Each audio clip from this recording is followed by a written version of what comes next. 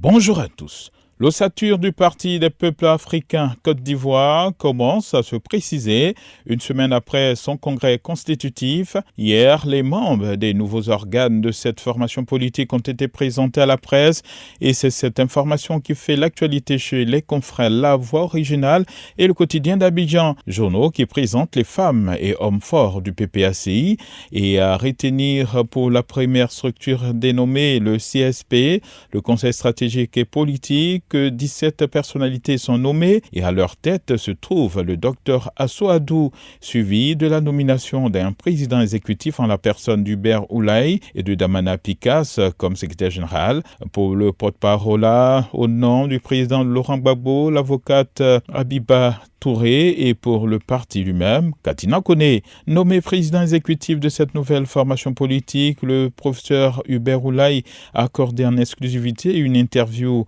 au journal Le Temps qui retient de cet échange ces mots forts. Je prends l'engagement d'être fidèle au président Gbagbo.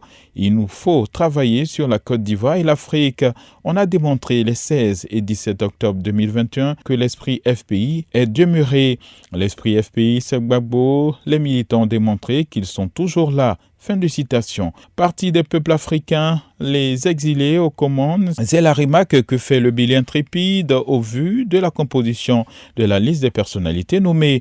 Le nouveau réveil qui présente ces personnalités se fait le relais d'une invitation d'un enseignant-chercheur aux responsables de ce nouveau parti politique, PPACI. Après les bonnes intentions, on attend des actes, exhorte Jean-Claude Djereké. Soir Info et l'Inter parlent aussi de ces premières personnalités nommées et signale que Simone Eivé, invité à intégrer le PPACI, a décliné l'offre selon les précisions fournies hier dans un communiqué par Abiba Touré, la porte-parole de Laurent Gbagbo. Et c'est cette position affichée par Simone Gbagbo sur son adhésion à ce nouveau parti socialiste qui fait les choux gras de plusieurs autres confrères qui y vont de leurs commentaires. Parti des peuples africains, Simone Gbagbo dit non et non à Laurent Gbagbo, affiche Fatente Matin qui parle d'une médiation d'Hubert Oulaye, président exécutif qui échoue. Ce journal rappelle que ce n'est pas la première fois que l'ex-première dame dit non à son conjoint, précisant que Laurent et Simone Gbagbo sont toujours mariés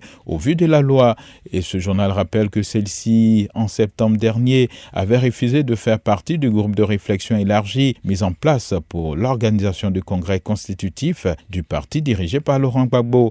Commentant lui aussi ce refus de Simone Gbagbo, Le Matin explique comment l'ex-première dame a conduit l'émissaire de Gbagbo. Nomination des dirigeants du PPACI, le camouflet de Simone à Laurent, peut-on lire aussi en une de Notre Voix, journal qui fait remarquer que Laurent Gbagbo semblait de toute évidence préparé à ce refus catégorique de son épouse, qu'il a sollicité seulement après coup pour se donner bonne conscience vis-à-vis de l'opinion publique. Appelé à intégrer le PPACI, Simone Eivé rejette l'offre de Gbagbo, affiche aussi le mandat.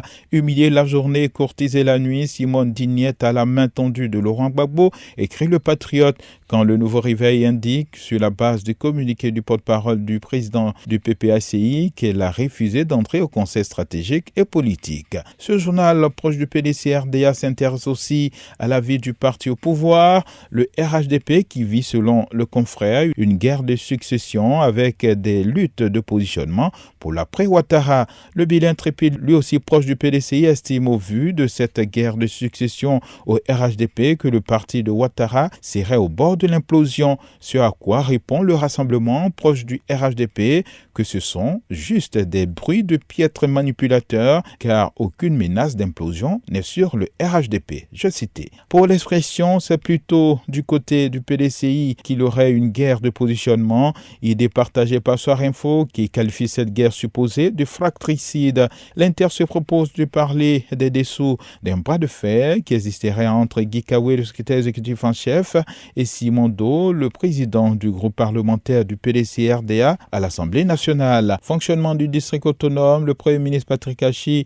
et les ministres-gouverneurs se sont concertés hier, nous apprend Fatente Matin, qui indique que le gouvernement a pris en compte hier toutes leurs préoccupations. Le Matin parle de 4 heures d'échange entre Patrick Hachi et les ministres-gouverneurs Ce journal, toujours sur les activités du chef du gouvernement, indique qu'il a échangé avec le patronat dans le cadre du partenariat public-privé et a pris part au lancement hier du Centre d'études prospectives qui lance ses activités à partir de la Côte d'Ivoire. Et cette nouvelle structure a réfléchi sur la recherche de la paix, l'économie et la gouvernance. Et pour cela, les initiateurs de ce centre pourront compter sur le chef du gouvernement qui croit en la vertu de l'étude prospective, comme le relaie le matin.